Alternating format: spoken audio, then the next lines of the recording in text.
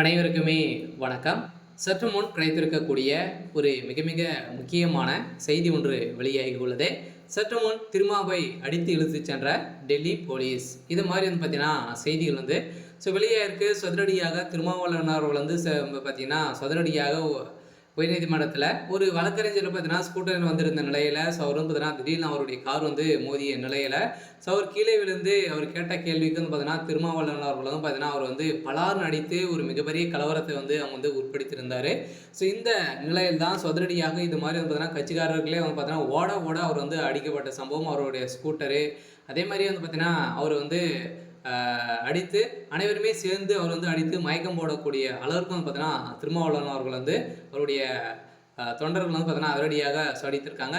இந்த நிலையில் தான் சதுரடியாக நீதிமன்றத்தில் வழக்குப்பதிவு செஞ்சுருக்காங்க. இந்த வழக்குப்பதிவின் அடிப்படையில் இவர் மீது நிறைய வழக்குகளும் கிரிமினல் வழக்கு போட்டு இவருக்கு 10 ஆண்டு சிறைக்கால விதிக்கணும் அப்படின்ற மாதிரி பார்த்தீங்கன்னா போராட்டத்தில் விதித்திருக்காங்க. இருந்தாலுமே இந்த நிலையில் சதுரடியாக டெல்லி மேலிடத்திலிருந்து வந்த தகவலின் அடிப்படையில் அதிரடியாக திருமாவளவன் அவர்கள் செய்தது ஒரு மிகப்பெரிய அடாவடித்தனம்.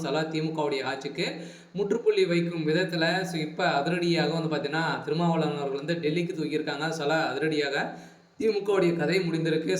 திருமாவளவனால திமுகவுக்கு ஒரு மிகப்பெரிய இழப்பாக தான் இருக்க போது.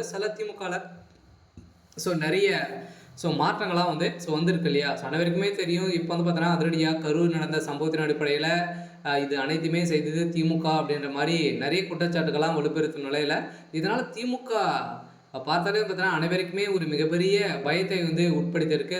வருகின்ற சட்டமன்ற தேர்தலில் ஒரு மிகப்பெரிய பதிலடி கொடுக்கும் விதத்தில் தான் திமுகவுக்கு எதிராக மக்கள் அனைவருமே திரும்பியிருக்காங்க.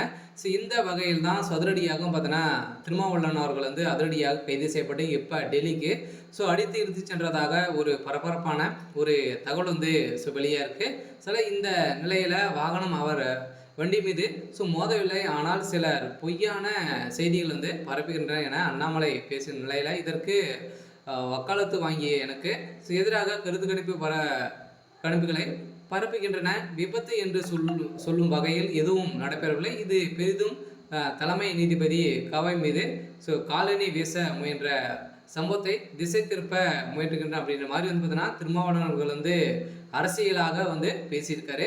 இருந்தாலுமே இது செய்தது அனைவருக்குமே தெரியும். வெளிச்சம் போட்டு காட்டியிருக்காங்க. அவர் எப்படி அடிச்சிருக்காங்க அப்படின்றத அனைவருக்குமே காமிச்சிருக்காங்க. இந்த நிலையில் அவர் இல்லை அப்படின்ற மாதிரி பேசியிருக்கக்கூடிய நிலையை தான் இப்போ அதிரடியாக திருமாவளவன் அவர்கள் அதிரடியாக டெல்லிக்கு தூக்கியிருக்காங்க. அவர் 10 ஆண்டுகள் சிறை தண்டனை வழங்க போகிறதாகவும் ஒரு தகவல் வெளியாக இருக்குது. சரி, ஓகே. இன்னைக்கான அப்டேட் இதுதான். மறக்காமல் நம்மளுடைய சேனல்